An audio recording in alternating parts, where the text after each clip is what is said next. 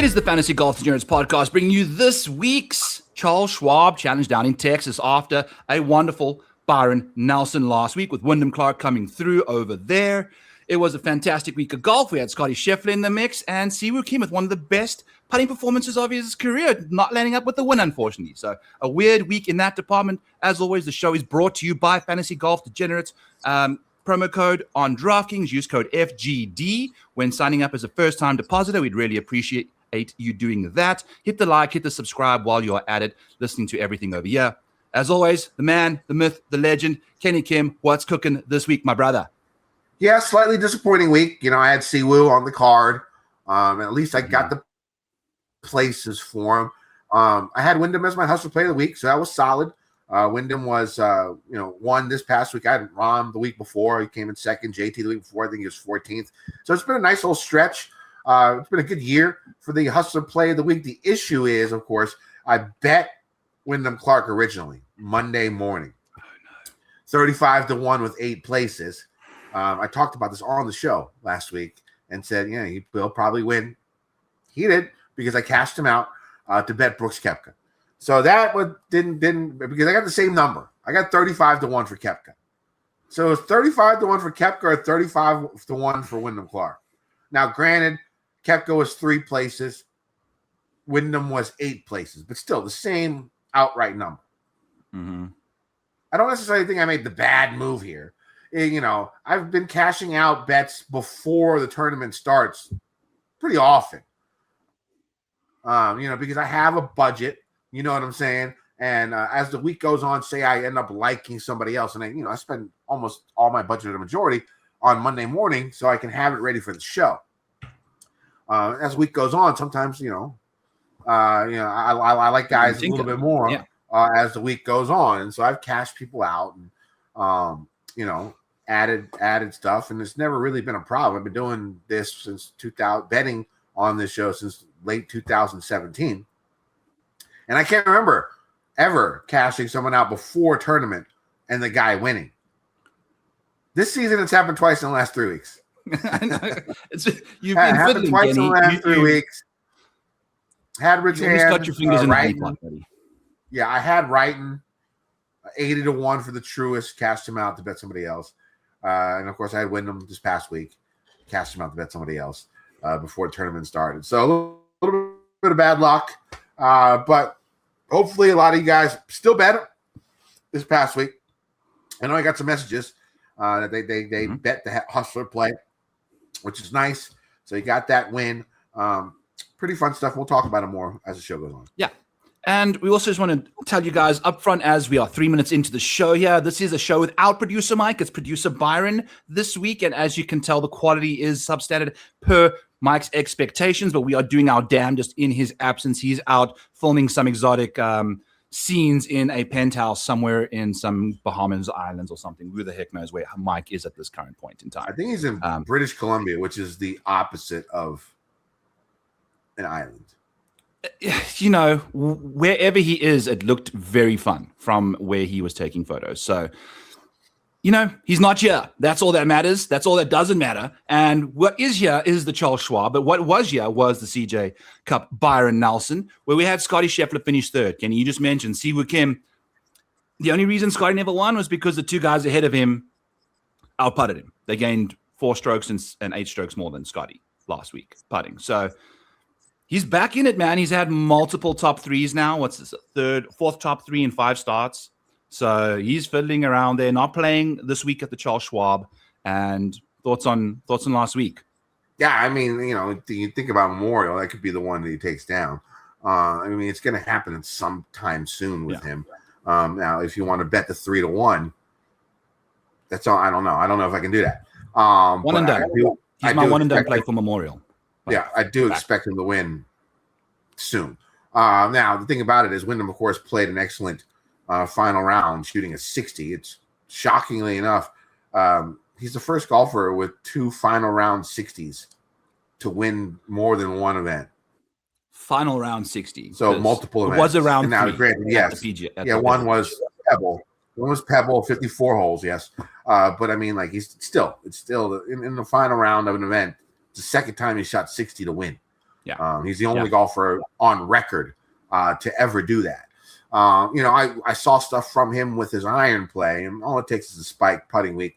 If the iron play, if the ball striking, is improving, that's all it takes for these elite guys. He is a major champion. He might not be the most likable guy, but he is a major champion. So that's what I saw on him last week. Now, when it comes to Siwoo, it's a shame that he didn't get it done. Real quick, on Wyndham, though. I want to just mention, I love the fact that he's playing better because he's one of the few guys that when he gets in the mix, he contends hard. We've been watching a lot of guys just piss down their leg lately. And Wyndham Clark, when he gets in the mix, he handles business, So it's good for the product, even though he's, we need villains and we need guys that make themselves look like professionals when they are in professional moments, like watching some of these guys just stumble in to try to win a golf tournament lately has been very difficult to watch. It's nice to see someone actually just stand up to the moment and kind of be present in it and accept what's going on there. So, shout out Wyndham Clark's mental side of things when he's doing all of that stuff there. Siwoo, when it comes to Siwoo, it was good that he played well in the final round. This was the best he's played in a position of contention in probably years. I mean, a couple of times that he's been in the final group this year before, I think he finished 6th and 9th. So obviously he did not have good performances. Hopefully he can use this as a stepping stone because if you think about it, a guy shoots 65, 68 with a 5-stroke lead going into the weekend. Yeah. I mean, 99% of the time they win. You think about it, a guy with a 3-stroke lead shoots 65 on Sunday. 99% of the time they're going to win. And even though it was a birdie fest, he still was over 3 strokes better than the field average. Oh, yeah. On Sunday. And had a 3-stroke lead and lost by 3 or some shit like that, 2 or 3. Yeah. So I mean, I'm hoping that Siwoo can take this as a step of confidence into the next time he wants to in contention. I think it'll probably be an event like this if he plays the Wyndham or something like that, or some event like maybe the FedEx if he gets into. He'll get into the playoffs. Speaking of playoffs, it's crazy. I think more than half of the spots to get into the playoff have already been confirmed. Clinched. Wow. Clinched. Has already been clinched. I think 26 out of the 50 spots at the BMW Championship have already been clinched. Wow. And so, I mean, I know people aren't the biggest fan of it, of the FedEx Championship, but it is their playoff, and, it's getting, you got to start doing well to get into it because the spots are not as many as it was a while ago. So, we got that coming forward to us in the future. Other guys that played well, you got Blades Brown, who got the special temporary exemption. He can get as many sponsor invites as possible. He played very, very well. Other guys who played well, I mean, Bouchu, whatever the hell his name is, he's coming in with good form. Shot that 65 at Myrtle, and then, capped that off with a pretty solid 4 total rounds at the CJ Cup. Other guys that caught my eye, Gracerman caught my eye a little bit with his play. His ball striking has been very good here recently. Guys like that. And we had Suber up there, Killer Keith. Finau, Griffin showed a little bit of promise. I think a lot of Finau and Griffin was smoke and mirrors. A lot of short game, a lot of putting. I think they're prime candidates this week for fading, especially if they're going to be highly owned. So a couple of things we can glean from what we saw at the CJ Cup. Which Griffin are you talking about? Ben. I don't know if he even played last week.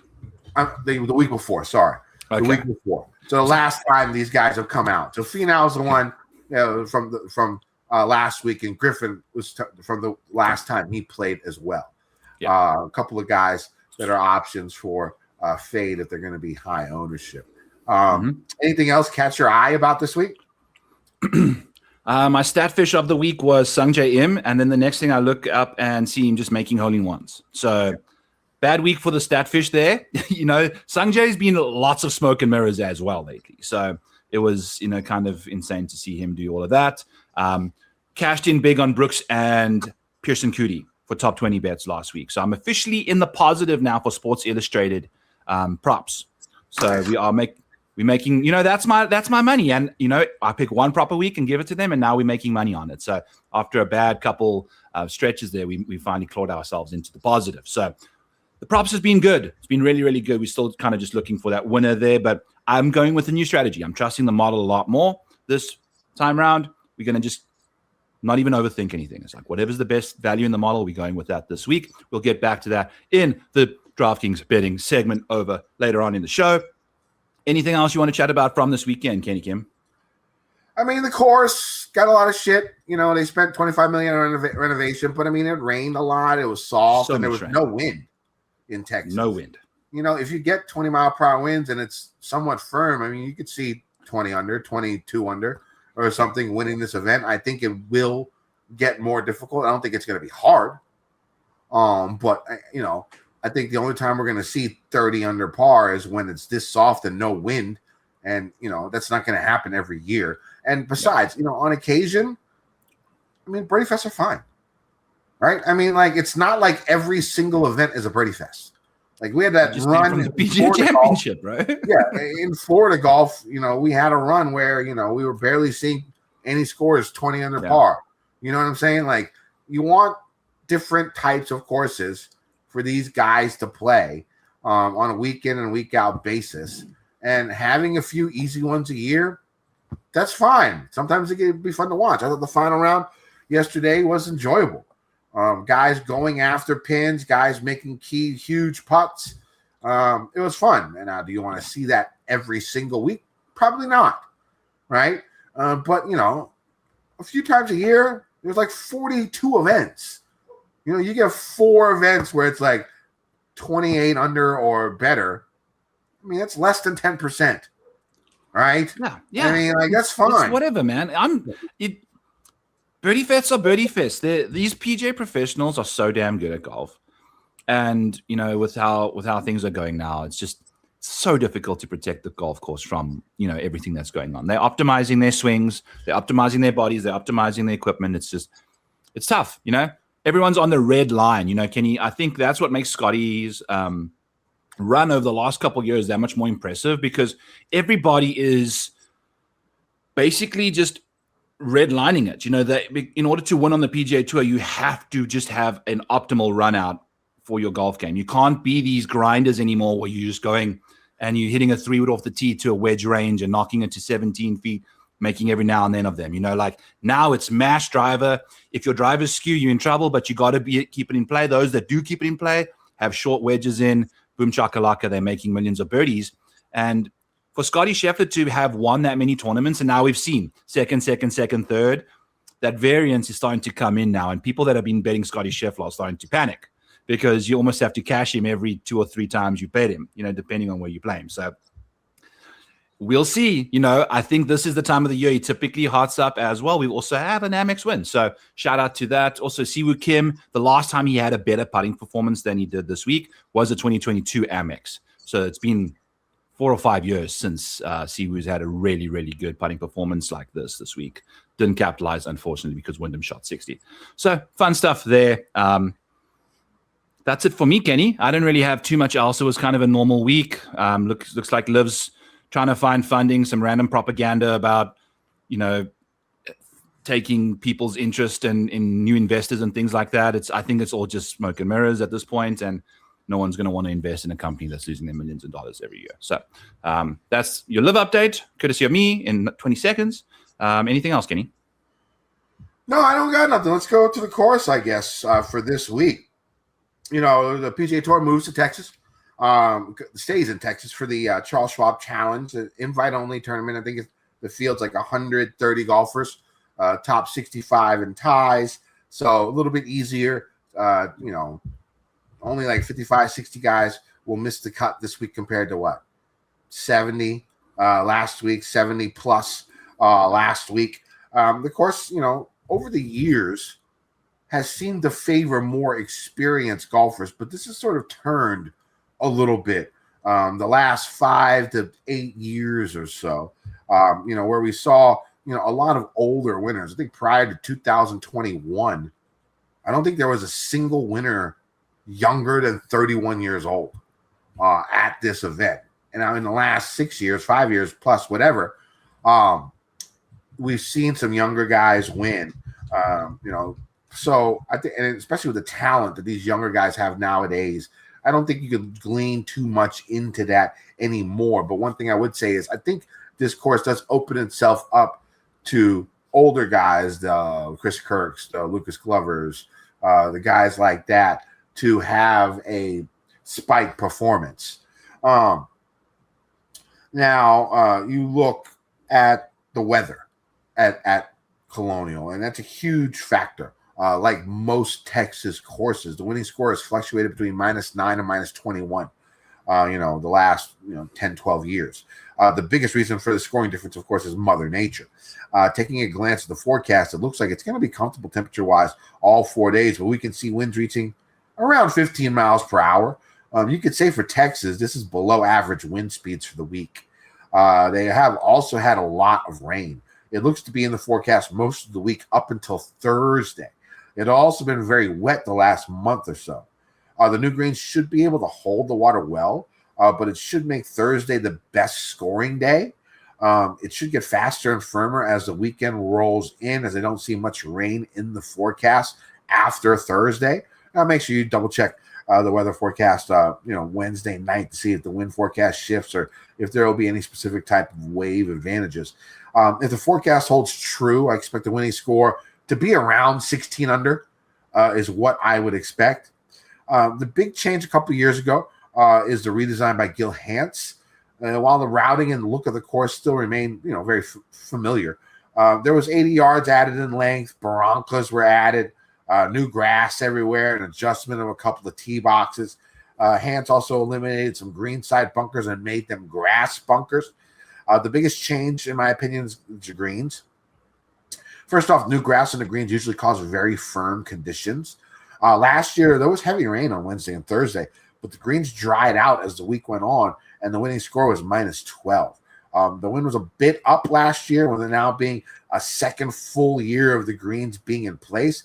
I would expect them to play a little bit softer,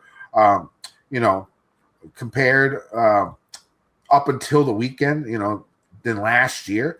Especially if you take into consideration that there was way more rain in the month leading up this year compared to last.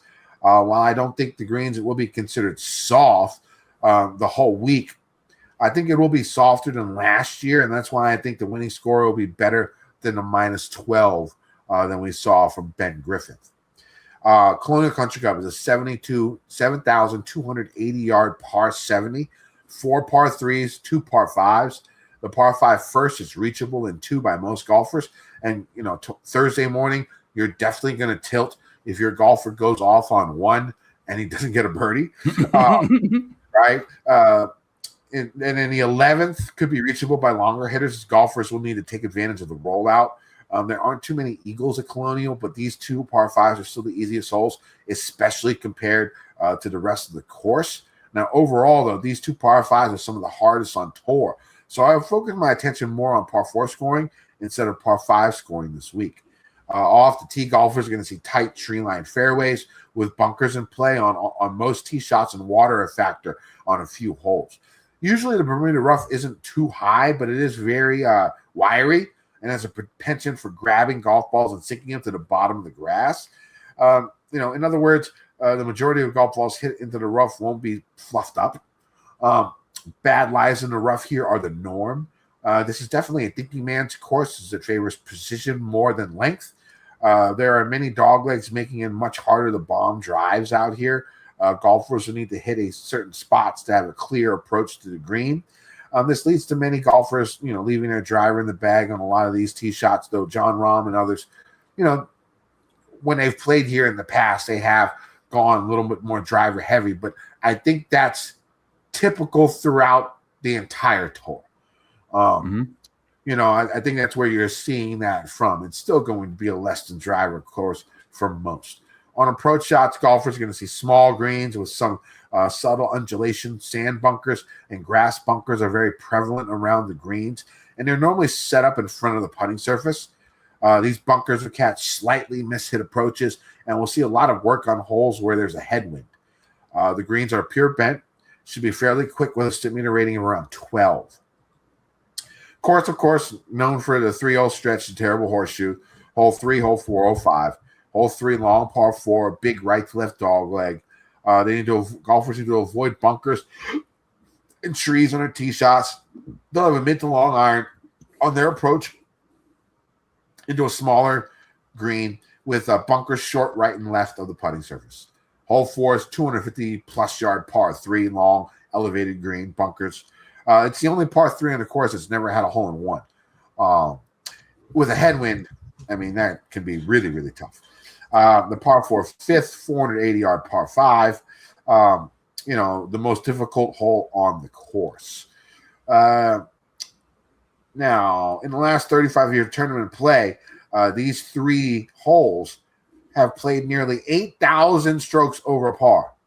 While the other 15 holes have played a combined like 800 under par or so. So yeah, that's insane. Tough. Those 3 holes a little tough. Now, even though these holes are at the beginning of the round, the tournament could be lost early if golfers struggle here. Byron, what are you looking for in golfers? No, love all of that, Kenny. I think this week we've got a bunch of random things going on. This is not a golf course that typically is that sticky when it comes to course history, but it still provides you with some sort of an area of attack when you are looking at golfers to kind of find, because it's a nuanced golf course. You got to be familiar with how these fairways go. You have to hit fairways this week. And as a result of that, the green regulation rates at this golf course can get a little low if you're missing your fairways because you're coming out of the stick Bermuda rough. So this week we are looking for 7 boxes. Hellish scoring conditions, which is when scoring conditions are over par on average for the week. The micro model is the course fit, which uses this. I was using the micro model to show you guys the course layout earlier. It uses each specific hole and everyone's specific stats to generate a projection for them based off of their drives, their green regulation rates, how good they are at putting, all that kind of stuff. Looking at some good recent form over the last 4 months, some course history, total finish rates, which is, the total of win, top 5, top 10, and top 20 numbers for these guys. Just top 10 and top 5 and wins. And then we're looking at the model ranking this week, which is basically all of these percentages at the top here that you see with not a 0 is what I've used to generate the total power ranking for these guys. And then the strokes gained putting on bent grass greens. I've noticed a lot of good putters have had success here. And, these bent grass greens are quite tricky, which kind of goes in touch with the course history type situation over here. So we'll start off with the model ranking since I've got that filtered over here. Here is your top 10 guys for the Model Maniac model rankings this week at the Charles Schwab Challenge. It's Ludwig Oberg, Russell Henley, Ricky Fowler, Hideki Matsuyama, Pearson Coody, Alex Smalley, Bobby Mack, Akshay, Keegan Bradley, and Harry Hall, rounding out 10th spot over there for the overall model rankings. If we're taking a look at just the finish rates over the last little while, who's going to be giving you guys the best chance to kind of give a high-end result this week based off of past track record? The top 10 guys this week are Ludwig, Henley, McIntyre, Spahn, Griffin, Ben Griffin, that is, Trace Crow coming in with some Corn Ferry Tour data, Austin Smotherman, Neil Shipley, Johnny Kiefer, and Chandler Blanchet. Also, a couple guys from the KFT sneaking in here again. Shout out Neil Shipley. We had a really solid performance last week. This kind of just helps you get a feel for those guys and what they get up to most of the time. Then we're going to take a look at some course history from this golf course over the last 5 years, total strokes gained on average. And we're going to take a look at guys by the names of Davis Riley being the best at this golf course with a 4th and a 1st and 2 missed cuts, averaging 2 strokes per round at Colonial Country Club over the last little while. So we'll see what Davis Riley gets up to. Not the greatest form. That's the only box he checks. Mac Masner, Keegan Bradley, Bezzy, Finau, Bud Colley, Lucas Glover, Ben Griffin, and Michael Kim are your names that will be checking the top 10 course history boxes this week. You can maybe throw in Harry Hall there if you're in the mood for that as well. Scooting on over to some other criteria that we are looking for this week. We are looking for guys that can thrive in hellish conditions, strokes that are over par for the scoring average that week. The guys that do the best. This is usually good scramblers of the golf ball, that kind of stuff, keeping the ball in play, making your 4s, on a par 4 and getting the hell out of there. Griffin, McIntyre, Henley, Chandler Blanchet, Smalley, Ludwig, Marty Doe, Haotong Lee, David Lipsky, and Hideki Matsuyama are your top 10 in strokes gained in hellish conditions, which we can definitely expect. Scoring averages at this golf course have been over par for the last 4 or 5 years. So we've got to go all the way back to basically 2020 for the last under par scoring average for the week at this venue. So that's something you want to take a peek at. And then taking a look at the micro model rankings over here, we are looking at some interesting stuff with some things having gone astray for me, but we still got putting stats coming in hot and heavy. So these are our strokes gained putting for this week on bent grass greens. You got to make your putts at this golf course because it's hard to hit these greens if you're missing fairways. So you're going to be scrambling. You got to make your putts on some small, treacherous greens. Find Harry Hall, Vince Whaley, Ben Griffin, Bobby Mack, Seabears, Matt McCarty, Pearson Coody, Andrew Putnam, Justin Thomas, and Brian Campbell rounding out the top 10 strokes gained putters on bent grass greens. If we go over to the micro model rankings over here, we can go strokes gained total, which will kind of avoid whatever the hell's going on my sheet over here with those hashtags. These are your best model ranking guys for this week, courtesy of this golf course, how it would play based off each unique guy's criteria for each specific hole. As you can see, Russell Henley's gaining 1.8 strokes on the field on average projection-wise without necessarily gaining putting. He's just going to tee to green this place to death, hitting fairways in a massive way. So your top 10 course fit projections for this week are Henley, Oberg, Hideki, Alex Smalley, Ricky Fowler, JJ Spahn, Keegan Bradley, Coody, Bud Colley, and Harry Hall, rounding out the top 10 for you guys over there. And then we're looking for some guys that are trending well right now over the last 4 months. This is the unique tab that kind of shows you the last 24, the last 12, the last 8, the last 4, the last 2, the last 1, averages them out, and then uses however many rounds were in each bucket to give you a bit of a weighted waterfall average over here. And if we take a look at the last 4 rounds worth of golf, guys gaining the most strokes in the field over the last 4 months, Henley, Oberg, Spahn, Bobby Mack, Ben Griffin, JT, Hideki Matsuyama, Keegan Bradley, Ricky Fowler, and Akshay Bhatia doing their thing over the last 4 months. So those are your guys that check all the boxes. There's one person that checks a box this week. His name's Pearson Coody. All 7 boxes this week, baby. So we'll be probably chatting about Pearson Coody here shortly, Kenny Kim, as we get into the DraftKings betting segment of this show. Before we get there, a quick word from our partners. Sports are heating up across MLB, NBA, and NHL, and there's no better place to get in on the action than DraftKings Daily Fantasy, the ultimate destination for sports fans. Right now, our partners at DraftKings are giving new DraftKings customers a shot at a share of millions in prizes. Just make a deposit of $5 or more, and you'll get 3 tickets to play free, 1 each for an MLB, NBA, and NHL contest. It's simple to play. Build your lineup while staying under the salary cap, then sit back and watch your players rack up points. Every home run, every buzzer beater, every game-winning goal. It all adds to the excitement. New DraftKings customers download the DraftKings Daily Fantasy app and enter promo code FGD to get 3 tickets, 1 each for MLB, NBA, and NHL contest with a minimum $5 deposit to take your shot at a share of millions in prizes. So download the DraftKings Daily Fantasy app and get in the game today. In partnership with DraftKings, the crown is yours. Gambling problem? Call 1-800-GAMBLER. New York, call 877-8-HOPE-NY or text HOPE-NY.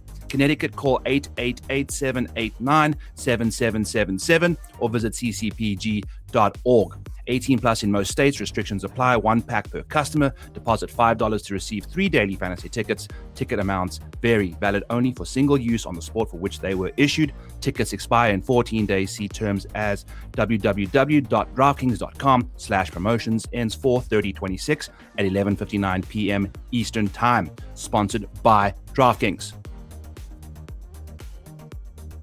All right, Kenny Kim. Get us away here, baby, with some bets for this week's Charles Schwab Challenge. All right, so I got some bets. I got 6 bets total right now, only using about 6.2, 6.3 units. So I have some room. My first bet is going to be Justin Thomas, 18-1 with 8 places. JT looks like he's on the verge of another win. In his last 3 starts, he's gained strokes in each major strokes gain category except putting at the route. He has gained around 13 strokes on the field, tee to green, in those 3 starts. Since Doral, even his putter has been hot. In his career, he's gained an average of like 1 point. He's gained a lot of strokes on shorter courses. He's very, very good on shorter courses. He's, especially like positional courses, like we've seen him winning at Heritage last year. Bent is his best putting surface. I really do like Justin Thomas, 18-1, 8 places this week. Next, it's going to be Gary Woodland, 40-1 with 8 places. Woodland comes in number 2 in my model the last 24 rounds, just behind Oberg. Ball striking has been elite, but his short game has been, his little trouble spot, right? Since his win at Houston Open. Even with Garrett's length, he's been great on short tracks over his career. Less than driver tracks in his career. He's gained more than half a stroke per round on short and very short courses throughout his career. Bent his best putting surface, and of course he won in Texas just a couple of months ago. Next, I really like Max Grayson this week. 40-1, 8 places, went nuclear with his irons last week, gaining 2.8 strokes with his approaches, which is the best of his career.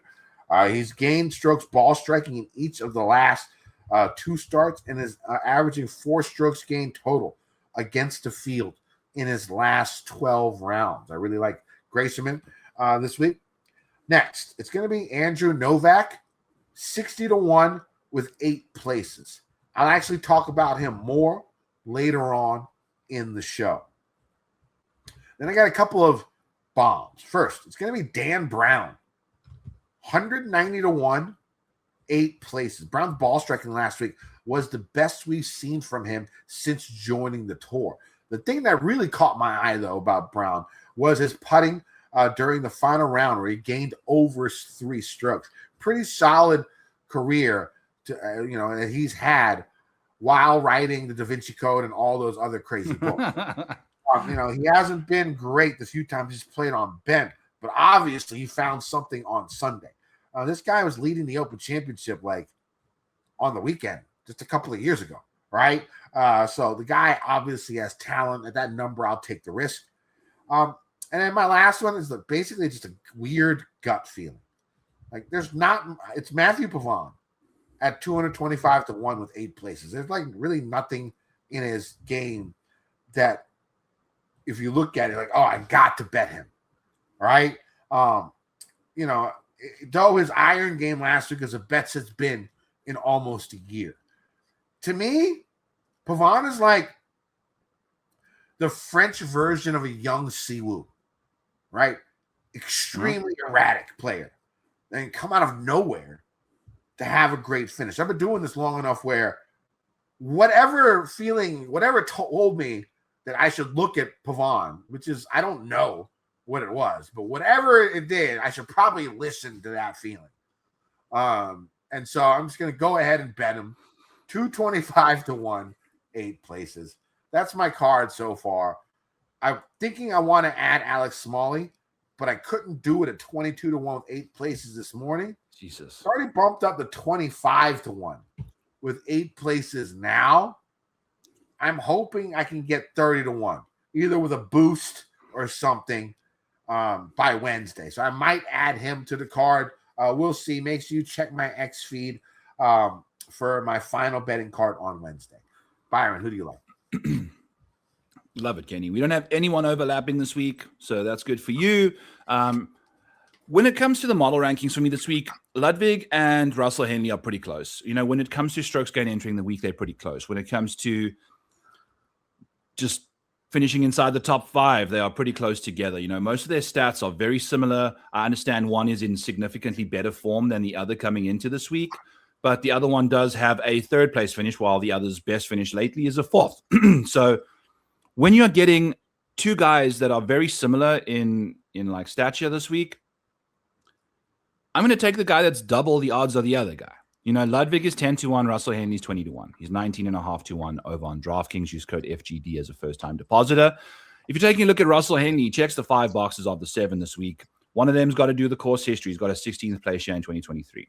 So we love what Russell Henley can do there. The course fit is numero uno this week for him. He's fantastic in this department. He's super, super good from the fairways. We've also seen Russell Henley thrive in the last 4 months, So Ludwig obviously doing some work, but Russell just finished third at the Masters.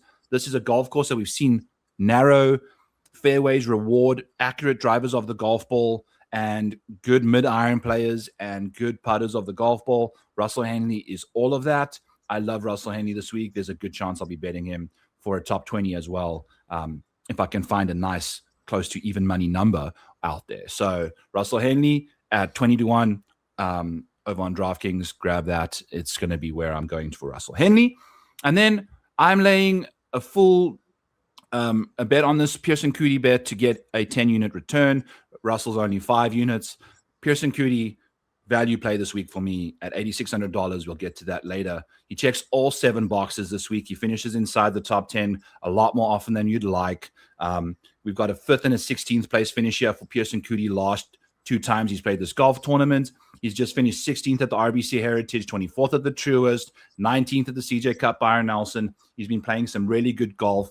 If you're looking for guys that drive the golf ball fantastically around this venue, Pearson Coody is gaining significant amounts of strokes on the field in the driving department. There's only 3 or 4 other guys better than Coody off the tee right now. If you're taking a look at him in hellish conditions, he's one of the few guys that does fantastic work in the hard conditions over here, gaining 0.1 strokes in hellish conditions. He's fantastic putting on bent grass greens, is one of his best surfaces. So there's just a lot to like about Pearson Coody going into this week. The last 4 months of his game has been really, really impressive. We got off to a start on the West Coast where he finished top 20 in like 5 of 6 starts or 6 of 7 starts. So Pearson Coody is just really doing good things. He's 40-1, 5th in the model. I felt like that was a really good value situation there after a solid top 20. I think if he drives the ball well enough, we've seen him contend at this golf course in the past. So it's going to be Russell Henley for me at 20-1 and Pearson Coody at 40-1. Both of them will have top 5s associated with them in some capacity, along with the top 20 as well. I think they're both great top 20 bets in that department. So that's basically my 2 bets for the outright market. I'll also be doing a Ricky Fowler top 20 bet. If you take a look at like Ricky Fowler's profile over here, he's starting to finish inside the top 10 a little more than normal compared to his baseline. If you take a look at the last couple starts for Ricky, we've got 3 consecutive top 10s before he finished 60th at the PGA Championship. So Ricky Fowler finishing inside the top 20 at about a 59% clip. I've seen plus money bets out there for Ricky Fowler with ties paid for the top 20 market. So I'll be going to Ricky Fowler in that department. It's likely my Sports Illustrated prop of the week as well. So haven't had much time to really dig into the other props and things like that as I've been Memorial Daying it with the family today. But we'll be doing that on Back 9 Bets at 3 Eastern on Tuesdays. And Mayo Media Network, check in there. I'll be dropping all my bets, deep analysis like you're seeing here on the screen for those bets over there. So those are my 2 bets, Kenny, Henley and Coody. I don't know. They just grade out well. We'll see how it goes. Ludwig's likely winning because he's number 1 in the model, but by barely. So we'll see how that works out for us there. Let's dive into this week's DFS Blood, Sweat, and Tears for the Charles Schwab Challenge, where we'll be going through all the different salary tiers of DraftKings as we go to this week's golf tournament. Kenny, what's happening in the 10K range for you this week, my brother? So I don't have Oberg on the card. I usually bet him, so I'm definitely going to play him this week up here at 10-5. I mean, the price is not astronomical. I think it's fine. He has the best form coming into the event. I think I'm going to play him. But who do you think is going to be the lowest owned 9,000, 9,100 and above? I think it's possible that it's either Hideki or Henley. I think it's possible. And Henley gets neglected hard. What? Henley gets neglected pretty hard. And his form hasn't been the greatest the last month. But I think, with him grading out well, it seems like his type of course. I think Henley would be great for the game theory lineup. And I've actually made a game theory lineup on Monday. I will get, today, I'll give it out when I go over my hustler play, just to show you guys what I think, a game theory lineup will look like. and what it consists of. And I think Henley's on that right now for me, because I think he might be the on their own. And one of my game theory things is, of the top 7 or 8 guys in the field, you just roster the one that's going to have low ownership, because most of these guys are skillful players. They can come out and do something even if they don't look great coming in or something like that. A talent level is definitely there, and much higher compared to the majority of the field. So I do like Henley. I'm going to play him, and I'll talk more about that game theory lineup as the show moves on. I love it. Yeah, I think I'm going to be all in on Henley as well. I think if he's super low owned, I'll be going to him mostly. I love, everything about him, like I mentioned in the outright segment. If we're taking a look at Ludwig as well at 10-5, it was interesting because we were looking at the odds last night, and Ludwig was 10-1 and Henley was 20-1, and we thought Ludwig might be like 11-5, 11-8, because he's been playing well enough. So I definitely am surprised to see him at 10-5. Based off of his odds that they dropped last night on DraftKings, and Henley being at 20-1 kind of checks out at 10-2. So I think we're getting some good value on Ludwig relative, like if you're not going to bet him, just play him in DFS this week, because I think there's better value in this market. He might be high owned, but you can figure that out somewhere else. If you stick a Henley in there as well, maybe you can get freaky. But I think personally I'll be going to Russell Henley a little more than most. I'm quite bullish on him long term, and I'm hoping he can come through for us this week. Then we dive into the $9,000 range. Kenny, we got Bobby Mack, JT, Ricky Fowler, Hideki, Ben Griffin, JJ Spahn, Alex Smalley, and Akshay Bhatia, all in the $9,000 range. We got a couple fun names like Ricky and JT right next to each other. What are you doing in the nines, my brother? Yeah, JT's my first cash game cornerstone. We talked about him, of course, in the betting segment. Bent all putts well on it, good on shorter courses. 18-1 with 8 places seems like a pretty fair number, and his price at $9,800 seems like a fair number here this week for JT. So he's going to be my first cash game cornerstone. My second cash game cornerstone is going to be Alex Smalley. It was either Smalley or Spahn, and I think for Spahn, his putting could be so erratic sometimes. Mm-hmm. And Smalley is by far a much better putter. And you look at his numbers, Smalley for the last 24 rounds, they're pretty elite. He comes in third in the model. 7th tee to green, 8th in approach, 11th in ball striking, 9th in putting, 4th in birdie or better percentage. Those are really, really good numbers for Mr. Smalley. He's also good from 100 to 200, where a large portion of approach shots are going to be from. So I do like Alex Smalley as my second cash game cornerstone. I like JJ Spahn. I'm going to play him in GPPs. He grades out well for the course. I think he comes in 4th in my model, just behind Alex Smalley. The ball striking has been exceptional. His approach game is first, ball striking second in this field in the last 24 rounds. Proven winner. He missed a cut at the PGA Championship. He had one bad day before the cut happened. Everything was so bunched up that if you had your bad day before the cut, more than likely you're going to miss the cut. And he actually showed a lot of mettle in that event. If you look at it, I think he was 5 over after the first, 4 over after the first few holes, and he finished the first round at even par. And then he came in, and shot 6 over on Friday, couldn't make a putt. So I think I can go back to him for this week. That's it for you there, Kenny, in the 9K range. Sorry, my computer's doing some weird stuff on me. I'm okay for you, right? I'm coming through cool? Yep. Beautiful. I think for one of your game theory lineups, Kenny, if you start freaking Russell Henley, Bobby Mack, I could imagine Bobby Mack being quite low owned. There's not a lot of nice things to say about Robert McIntyre outside of, his long-term metrics. His short-term form has been really poor since the second at the Valero. But this is one of the first times you've really got a very difficult venue again. Now, I guess these 2 majors that he missed the cut at, he kind of didn't do the greatest either, but he typically plays well in hard conditions. He's a solid putter on most surfaces there. So Bobby Mack ranks 7th for me at $9,900. It's not quite going to give you the the DraftKings ranking that you're looking for, but it's definitely something that you can find in some ownership leverage with Robert McIntyre, just randomly spiking here and there.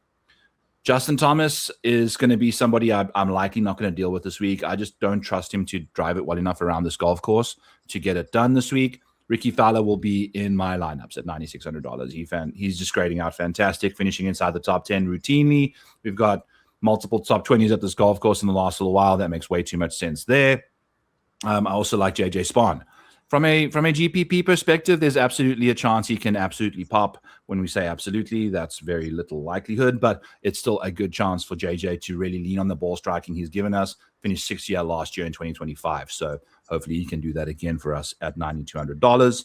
And then I do like Alex Smalley as well at $9,100. That makes way too much sense, given how well he's driving the golf ball, how well he's hitting his irons, how well he's playing in general. So that's good for Alex Smalley, doing good things this week. In the next $8,000 range, we got Keegan Bradley, Keith Mitchell, Harry Hall, Pearson Coody, Rio at Satsune, Gary Woodland, Sungjae Im, Michael Thorbjornsson, Bud Coley, and Mac Masner at $8,000. Kenny, what are we doing with Sahith Theegala at $8,000 as well? Woodland's my third cash game cornerstone. This week, of course, he has the upside. That he can win. He plays well on shorter courses. Comes in number 2 in my model. Hopefully he can putt a little better than he has been here recently. But it's not like a birdie fest, so he doesn't have to make everything.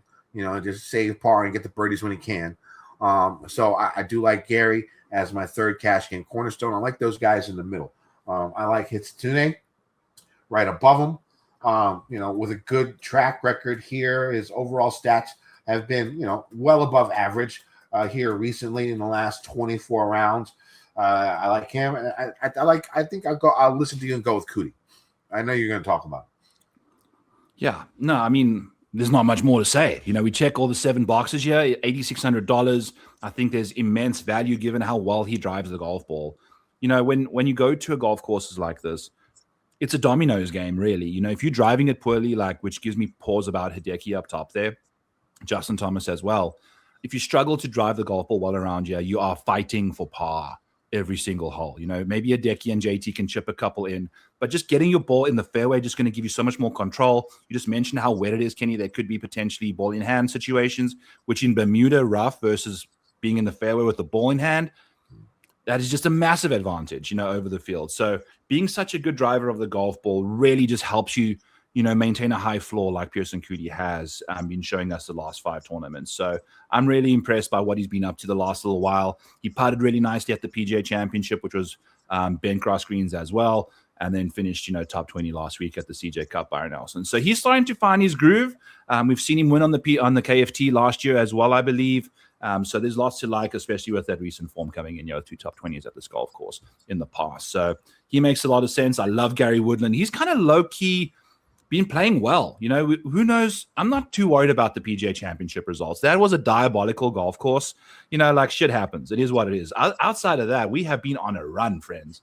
Just top 20, top 30 rates through the roof right now. Top 40s as well. We haven't had worse than a top 40 since he came out at the Players with his PTSD stuff. And then the PGA Championship obviously missed the cut. So that was his first non-top 40 since, which in my opinion at this price is, you're going to need it this week. I think we can see some diabolical 6-6 rates this week, Kenny. What do you think? Yeah, it could be tough, but the only saving grace, of course, is not as many golfers get cut at this event than most. Yeah, but we've seen Brian Harmon come in at 33% owned one time and miss the cut that year, so this course is difficult. The course history isn't super sticky, outside of some Texas guys, really, some short hitters, that kind of stuff. But I wouldn't lean into that many owned guys if you are, kind of going with course history this week. I wouldn't lean into it that hard. But Carly makes a lot of sense as we're getting out of this range at $8,100 too. In the $7,900 range, Kenny, we got Davis Thompson, Ryan Gerard, Matt McCarty, Seabears doing good work, Sam Stevens, JD Poston, those kind of names in this range. What are you doing at the top of the 7K range, Kenny Kim? Graceman's going to be my final cash game cornerstone. Again, we talked about him in the betting segment. His ball striking has been really good here recently. And he gained almost 3 strokes with his approaches just last week, which is the best of his career. So I'm a big fan of him. I like what I saw last week. I watched some of him.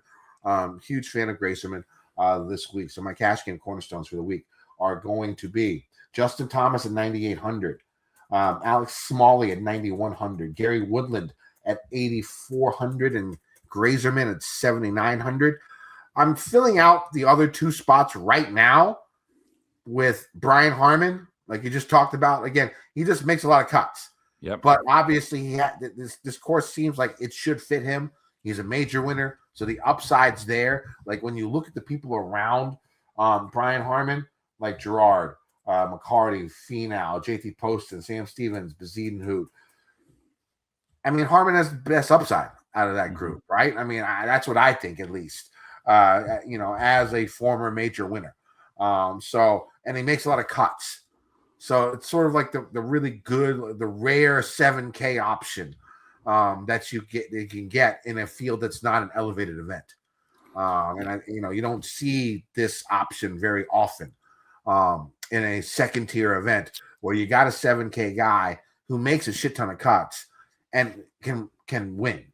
Is a major winner, right? So I'm going to go with Harman as my fifth play in my cash lineup. And Glover is just somebody I could fill in. I want him to make the cut. He's made 3 of his last non-major cuts in a row. He's made a shit ton of cuts here in the past. So the guy's played well. I think in the course history rankings, he was top 10 in your Byron boxes segment. So I'm going to go with that. We'll see if it changes for those two, but that's where I am now. My hustler play of the week is going to be Andrew Novak at $7,500. I'm not sure how popular he's going to be. He could be more popular than I think. But he hasn't been popular, like double-digit ownership, very often in the last little while, right? The shine has sort of weared off on Novak a little bit this year. But like I said before, he's quietly been having a solid last couple of months, making 5 of his last 6 cuts, 4 top 26s. Ball striking and around the green game has been very, very good. If he can get his putter going, has a chance. Also, a solid top 10 here last year. So Novak is going to be my hustler play of the week. And I've made my what I think is a decent example of a game theory lineup for the week. For right now, it consists of Russell Henley at 10,200 because I think he's going to have one of the lowest ownerships of the top 7 guys. If you've been listening to the show for the last month or so, that's something that I've been keying on when it comes to this game theory lineup. Next, it's going to be Bazine Hoot, a guy with good course history who was somewhat popular last week, who missed the cut and disappointed a lot of people. That's another thing where you can go in and look when you're making these type of lineups. So I'm going to go back to Bez for this. Next, it's going to be Bud Colley. I think it's going to be a low ownership guy, who ranks decently in my model, who's been playing pretty good golf, whose form has been pretty solid here recently. Next, it's going to be Novak, who is my hustle play of the week. And then I'm going Bouchu at 7,200. I mean, I don't think his popularity is going to be that high. I think he's going to be more owned than he normally would be. But I don't think we're going to see like 15% or above. Something in the 12% range for him, for a guy who, after his 65 on Sunday in Myrtle, just looked really strong, really confident all week at the CJ Cup. And one little inkling would be, maybe he's just an easy course guy. And that, again, should keep his ownership down, right? Next, it's JJ Spawn. He could be popular. But, you don't have to go all, you can play some chalk in the game theory lineup. It's not like you have to avoid it completely. Even if he's 20% on, 18% on, I like his upside. I like the way he's been playing. I'm going to fill him out and put him in the lineup. So that's my game theory lineup for this week. Henley, Spawn, Bazine Hoot, Bouchu, Colley, and Novak. I'll try to do this as much as I can because, it's hard to do on a Monday when you don't really know the ownerships and stuff. But this is just a preliminary first run at it, and I'll probably do that each week. I love that. It's, we do this enough that we can kind of get a feel for what people are trying to do, every week. So, I think Bezzy is going to be interesting given that course history. People love some good course history, but like you mentioned, that miscut's going to be a fascinating back and forth of yin and yang over there. Michael Kim at $7,300 is grading out very, very nicely for me. Has some good history here as well. I had a couple top 20 at the Cadillac, but more so a showdown guy for me. If Michael Kim makes the cut on like the number or by a shot or two, baby, you want to put him in as many showdown lineups as you can, because this man is never seen a backdoor that he doesn't want to grab the knob of. And it's something that he's a fan of. He's so, so impressive when it comes to showdown performances with spike rounds. Michael Kim at $7,300 is your guy there. Some other names grading out quite nicely. Thorbjorn Olesen had a poor performance at the CJ Cup. Byron Nelson. It is his first tournament since the freaking Valero, man. It's been forever. And it's something that was concerning to me, and it kind of dinged him a bit over the weekend. Hopefully we can find how groove again Thor and find your love for him at $7,200 inside the top 20 in the model ranking at a $7,200 clip. So that's my Thorbjorn Olesen for you. And then kind of just getting out of this range and into the $6,000 range. Kenny? I got a couple more 7K plays. First, okay. It's going to be Tom Kim at $7,400. There's been improvement in this game, and it's not very noticeable because of his finishes. The issue is his putting. His putting has been abhorrent, right? It's been very, very bad here. I think he's 96 in strokes gained putting in the last 24 rounds in this field. But the ball striking has been there. And you see gradual improvement for guys who are proven winners, like a Wyndham Clark last week, where you see the improvement. And then 1 week he spikes putting and he wins. I think Tom can follow that narrative here. If he just needs one good putting week, and I think he can contend. I'm not excited enough about it to bet him or anything like that, but for DFS, I think it's possible. Also, I like Chief Keef, John Keefe, $7,100 in the top 10 in my model. A ninth place finish last week, a top 10 in Texas before in the past, right? I like Kiefer a lot. Ball striking has been, very, very solid. Top 10 in strokes gained ball striking in this field in the last 10 rounds. Again, I don't mind guys who are long, who rely on their driving distance, because hopefully they can, club down and still hit it pretty far, like a Gary Woodland, like you've seen play well on, shorter courses, because that's what he does. He clubs down, he still hits it long compared, but is more accurate with those shorter clubs. So I think Kiefer falls in that model as well.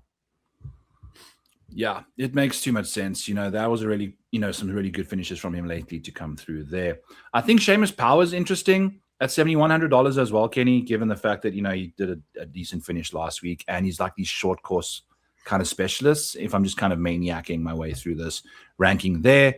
In the $6,000 range, we got Austin Smotherman, who will likely be quite owned, but for a very good reason. He's been spiking pretty hard in performances over the last couple of weeks. 13th at the Players, 36th at the Valero, 19th at the Truist. He's $6,900 in a Charles Schwab Challenge field. I feel like that's a really solid value. Model agrees at 30th over there. What is 60th in DK ranking price-wise. So that's something to notice.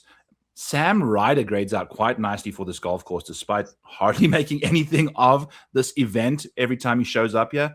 We are looking at 3 consecutive top 31 finishes, with the 21st at the Valero, 17th at the One Flight, and the 31st at the CJ Cup for Sam Ryder. So he's doing some good work. He putts quite nicely on bent cross greens. Maybe his game's a bit different. This course history is definitely going to keep his ownership down a little bit there. I'm also going to be looking at Marty Doe. We really liked him last week. He missed the cut barely. one flight, he finished 13th and 21st at the Houston. So he does have the potential to give you a top 20 outcome for somebody that's $6,700. We'll see what he can do. I think this is also a decent golf course for Nico Echeverria. Shorter hitter, a bit more mid-iron central kind of guy. If you're looking to kind of get involved on a guy that's going to be 1% owned, that's Mathieu Pavon Columbia edition. There's your man. I think he can come out of nowhere as well, along with Lucas Glover, who's typically played this golf course really, really nicely. There's a good chance I bet him top 30 as well at this venue. Names in the $6,000 range, Kenny. Did I steal any of your boys? Are there guys you're not kind of vibing with me? How are you feeling about the 6K range? Hubbard, probably my favorite play, comes in 7th in my model. In the last 24 rounds, I think the price is low, personally. His iron game solid, ball striking, he's 6th in the field in the last 24 rounds. He's first from the fairway from 175 to 200 last 24 rounds.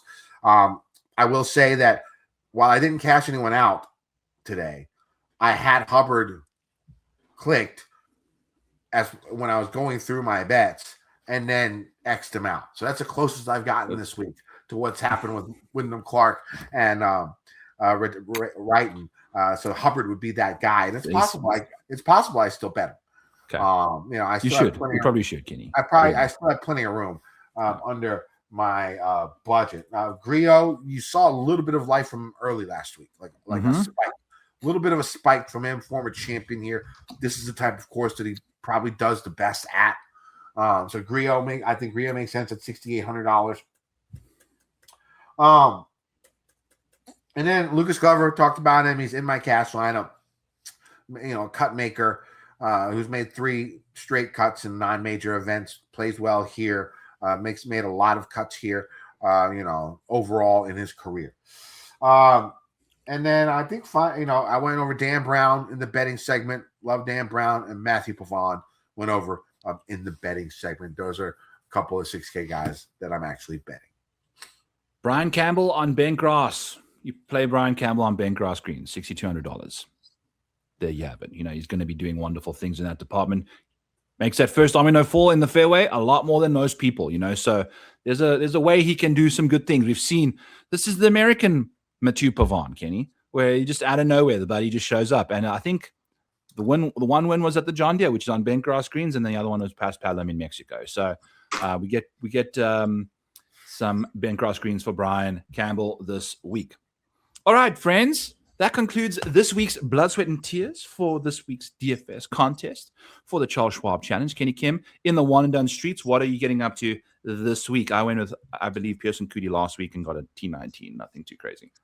I went Wyndham last week, so it got me back almost to the cash in the Mayo. I went Wyndham and Tom Kim in the slider. It actually didn't get me up that much. I won the skin because I was one of only 2 people to pick Wyndham Clark. The other one was Bish from the Sports Junkies, our local radio, a sports talk radio show who's celebrating their 30-year anniversary. Good guys. I've been on their show hammered at 6 o'clock in the morning before. That's how some people in the area know me because that show's very popular. And so the guy I played with this morning, Brendan, knows me from me being on the radio on that show and, of course, this show. And so I had a better second guy than Bish. Tom Kim, I don't know who Bish picked, but it didn't really move me up. I won like $140 because you get paid out weekly too. It's a second skin I've had, so I've almost made my money back for the year, which is not bad because I'm not having a very, very good season. I'm probably like 15th in the standings or something like that. I have like 50. So I'm trying to get back into it.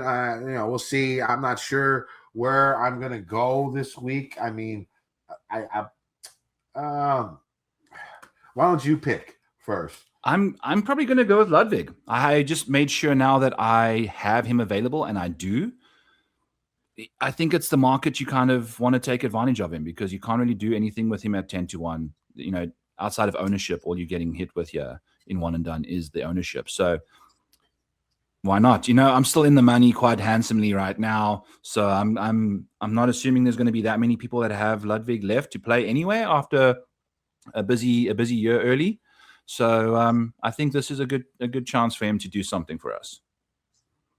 Yeah, I mean, I'm thinking, Grazerman, Kiefer, Bouchu, some of these lower tier guys. I'm thinking of maybe using this week. Maybe Woodland. We'll see. I mean, those are Hisatune's an option. I think Smalley's an option. Okay. Any more? Yeah, I mean, those are the ones I'm going to be thinking about. I haven't paid attention yet. Yeah. So those are the ones that are going to be on the list. Awesome. No, it's going to be a fun week here at the CJ Cup, the Charles Schwab Challenge this week. We're still stuck in Texas with lots of weird names. Wi-Fi is getting out of control. We're going to call the show here. Use code FGD when signing up with a first-time deposit at DraftKings. That would really help us out on the show here. If you don't do that, or if you do, hit the like, hit the subscribe wherever you are listening, rate and review on Spotify, on Apple, all of that stuff. We'd love you to do that for us as well. If you are a fan of the show, give us your own opinion. We would love to hear from you guys there. Hit us up in the comments as well with who's going to win this week. I'm not entirely sure if anyone did have Wyndham. We are with our producer, Mike, who is the North Star of the show. So we've gone awry. I'm just realizing that I didn't even do a stat fish. It is what it is. But we are rocking and rolling this week. No one really didn't check any boxes north of $8,000. So there wasn't really anyone valid. Might have been Justin Thomas if I did go that way. But make sure that you comment below who is going to be this week's winner. If there was a Wyndham Clark winner last week, reach out to me on X at the Model Maniac. I'll get you a free month in the Model Maniac Patreon. Those of you that comment first, who's going to win this week, will get in there again this week, this time. Kenny Kim, get us the hell out of here as we are blurry as balls. Yeah, a nice bounce back for me in cash last week after losing in the PGA Championship. Hoping to continue that. The runner-up was Siwoo hurt, but at least I got a little bit of each way. Hoping for a win. Should be a fun week on a classic course. Let's win some motherfucking money, DJ Nation. I've been getting dirty money, Jordan Belfort. Stacking penny stocks while I'm flipping these birds. Sipping on Ciroc, trip 'em up with the words. I done popped the Molly and I think it's be my third.